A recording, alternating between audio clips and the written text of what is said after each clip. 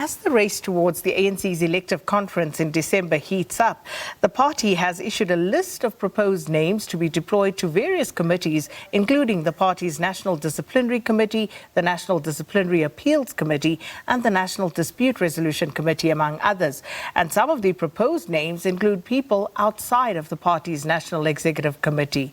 Last week, the ANC's National Working Committee met to discuss various matters and also received reports on preparations for the party's upcoming 55th National Conference.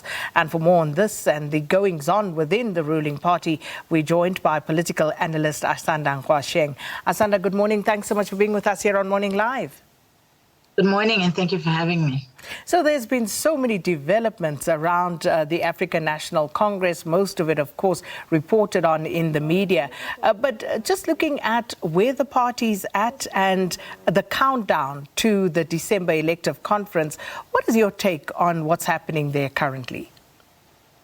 I think the ANC is in a very tough spot because they're coming out of the weak results in 2021, in the 2021 elections. And now, on top of that weak result, they're also having things like disputes over some of the councillors that they put in place. You have communities that are saying, we wanted councillor X and you guys only put councillor Z, and now Councillor Z is the one that's representing us, and that's not the person that we want. And some of these communities have filed formal complaints, which have gone, through various processes, and they really are unhappy that they're being represented by people who are not the people that they wanted. And there's a kind of subversion of democracy that's happening there that we really need to keep an eye on, because when people choose, you shouldn't be able to just chop and change the list as and when you want, in spite of people's actual desires for a representative. And so you're sitting in a situation like that, and then you've got, the president of the ANC coming out with these allegations coming out that his son received 2 million rands from Bosasa, which, kind of puts him and his campaigners in a negative spotlight in a way that, has been alluded to before. But it looks like there's more and more evidence coming out, about his own kind of affiliation, if I can put it like that, to corruption. And then you've got, just the general breakdown of the ANC. We saw Thabo Mbeki having to be sent to go to the Free State to basically try and bring peace and try and bring a message of unity. And you've got, names of ANC members coming out in the various Zondo reports with even suggestions for criminal charges to be laid against them. And so the ANC is going into, December election, one of its, I don't know, like at its most destructive time, if I can put it like that, and potentially at its most distracted time, because there's so many things happening that it's going to be very difficult for it to focus on the job at hand. I'm even interested to see what kind of new policies are going to come out of its policy conference, because there's just so many things happening at this point in time that do not paint a good picture for the ANC, by the way, because organizational sustainability is about stability. It's about unity, and it's about being able to give a coherent picture of what the organization and the political party stands for. And what has happened with these RET versus New Dawn factionalism is that there are different messages coming out of the same organization, and this is very confusing to people. And I also want to, add the fact that we often talk of RET forces and New Dawn forces, but we know, of course, there's other smaller, kind of fractions. So it's not necessarily even split down the middle. It's split in various splinter groups. And what is happening is there's an attempt to consolidate and create a more coherent picture. But you can't do that when you've got Ace Magashule running off and being seen, and in various public places. You've got Duduzane Zuma, who is very much linked to the RET forces, going on a tour of the Eastern Cape, which presumably is to try and garner some votes ahead of this election. And so it's really a tough time to be in ANC leadership and to be trying to kind of piece together this really broken, ancient, political party that has such an illustrative history, but really a bleak future when you look at the current state that it's in and its potential prognosis for the future. So If we look at the disbandment of some provincial executive committees like the Eastern Cape and Mpumalanga, and also what we're reading this morning, for example, in the Star about the Women's League's National Executive Committee, and of course the National Youth Task Team, for example. Should we be reading any more into this, or is this just a matter of processes, as the ANC tells us that, you know, they are, of course, they've outlived their term and therefore they needed to be disbanded? Of course, they're going to tell us that it's just processes, but we know that the ANC Womens League has been really useless, to be honest, for quite a long time now, for more than a decade. We know that the Youth League hasn't really been anything worth writing home about since Julius Malema was kicked out of the ANC, and various attempts to try and bring it to its former glory have not yielded any results.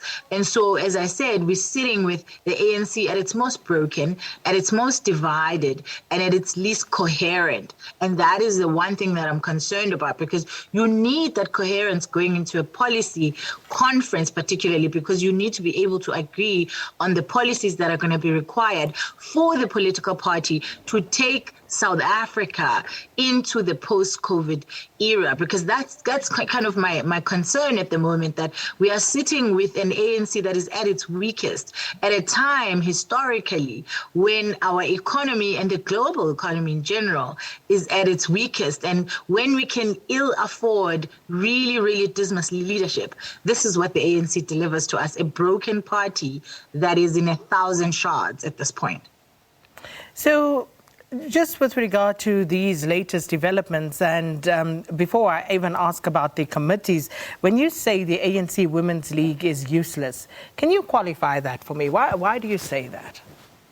Well, the ANC Women's League has been useless, I think, for a very long time. If you remember, I can go back as far back in the recent future as Jacob Zuma being accused of rape, and the Women's League being at the forefront of supporting Jacob Zuma in a country that has such high levels of GBV, and in an organization that actually previously had a past of being able to stand up for women who were victims of GBV. And I think that this was kind of the start of the falling apart of the Women's League. And ever since, they have not been able to recover. There is so much that is facing South African women, whether you're talking GBV that needs to be addressed and that needs women's voices within the ANC to lead, because the ANC, of course, makes the policies that then become laws in this country and is therefore best placed to lead towards an end to GBV. But they can't do that if the people within the political party who are in the Women's League don't even understand the basics of feminism beyond what it used to be in the 1960s, right? We're talking about people who, even when they speak, you can hear that actually they're kind of framing an understanding of this topic is off. Even the various ministers for women and people with disabilities have always set the wrong tone. We've had scandals around, ministers not wanting a certain artwork to be displayed because it seemed to be offensive. We've had ministers basically victim blaming young girls for falling prey to predators,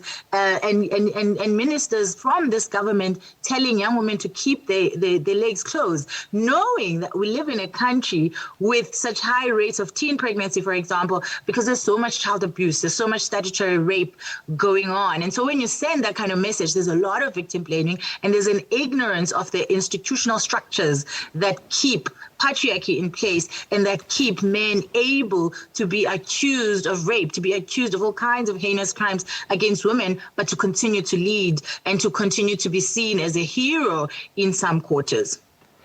Asanda, if we look at the latest developments regarding the list of names for committees as a focus strategy going towards the ANC's elective conference, what is the significance of this, if any? I think it doesn't mean anything as far as I'm concerned, because you are a political party that, as I've said, is in 1,000 shards. You are facing your weakest structure. There is no unity whatsoever. It doesn't matter how many committees you put together. It doesn't matter how many people you bring in from outside the NEC. This is not the kind of thing that you can fix in a year. We're literally less than a year away from the African National Congress's own elective conference. We very much a few months away from the national policy, and there isn't a coherent picture of what is the thinking of the ANC right now. If you talk to those aligned to the RT forces, they'll tell you something different to what those aligned to the New Dawn will tell you about what it is that the future of the future as presented by the ANC looks like.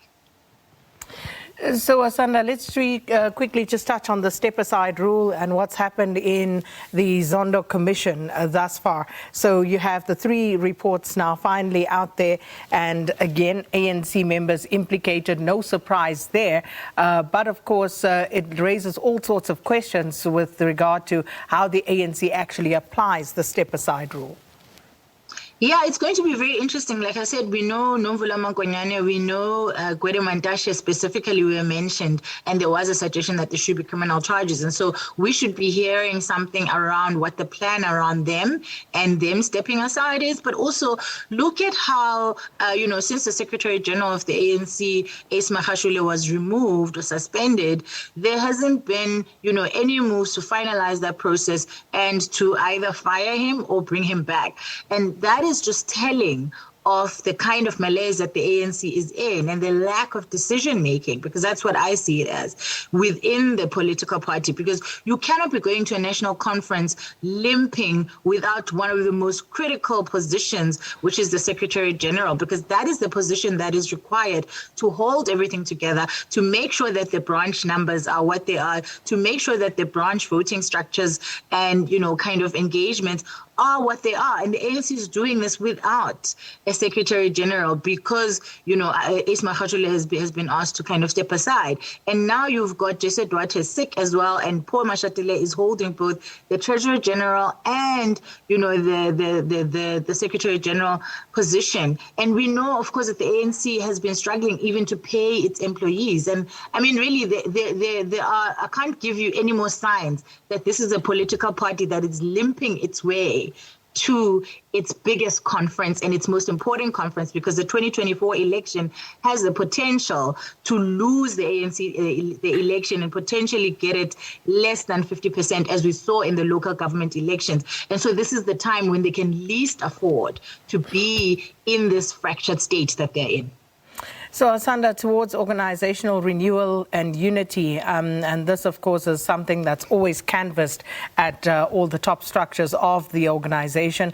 The restoration of the relationship between the ANC and the people, the party's integrity and the role that it plays as an agent for change and leader of society. How would you say the ANC has fared on this score in the last 5 years? I'd give it a 0 because, we have, as I've outlined, the Women's League is in disarray. The Youth League is in disarray. The political branch structures are in disarray. That's why, Thabo Mbeki had to be sent to the Free State, because there was so much infighting. You've got at a national level no coherence. And then now you're looking at one of your most critical, elections ahead, and you are literally headless, a chicken that is headless. That's what the ANC is at the moment. It's just running around without any sense of direction, without any clear and coherent structure. And of course, I want to just add this little caveat, which is the ANC is called a broad church, right? Has always been called a broad church because the ANC has always had dissent within itself, has always had, varying opinions and ideologies.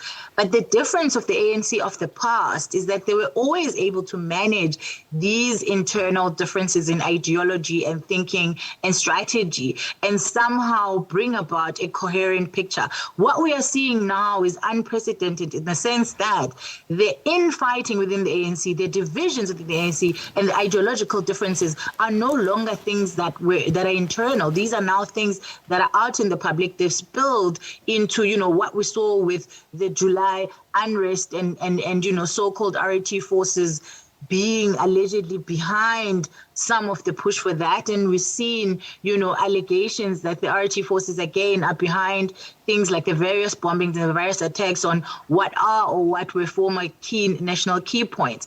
And this is a very difficult thing, because we know not only is the ANC in its broad churchness ideologically divided just generally, but you also have the inzal and the exile fight. So those are the people who were in exile who think the country should be run in a different way, and the people who stayed in South Africa who think the country should be done in a different way. And for the longest time, the ANC was able to manage this kind of division and use it actually to be able to get beautiful critical analysis from the inside. But now they are not able to do that anymore. And it's just disintegrated into the worst COSAS meeting you can think of. For those of us who attempted to attend ANC meetings when we were at universities, you'll remember how you'd spend 2 hours and there'd be 1,000 things said and none of them actually made sense. And that's where we are, a very incoherent party, a very broken up party, and a very unclear strategy for the future, which is not only problematic for the ANC, but it's problematic for the country, because they are the current governing party and they are set to continue to be the governing party for the next little while. Because even if they don't get the 50%, the unfortunate part is that we're still going to have an ANC, even if they are in opposition, they'll still be the biggest political party in opposition, meaning that this fracas that we are seeing now is going to continue to destabilize us for a very long time. And I've been saying for a while, and I'm going to continue to say, that at this point, we are sitting in a sad place where the ANC is one of the biggest threats to our democracy, purely because it just cannot get its act together. And I don't see it getting its act together before 2020. And that is a sad prognosis for South Africa, because right now, we need strong leadership. We literally are sitting on the brink of World War III, and we are a ship that is rudderless without any direction whatsoever. Asanda Ngoasheng, thanks so much. Political analyst on various matters relating to the African National Congress, which of course included the proposed names to be deployed to party's committees, viewed as the party's internal diplomatic tactics ahead of the party's conference in December.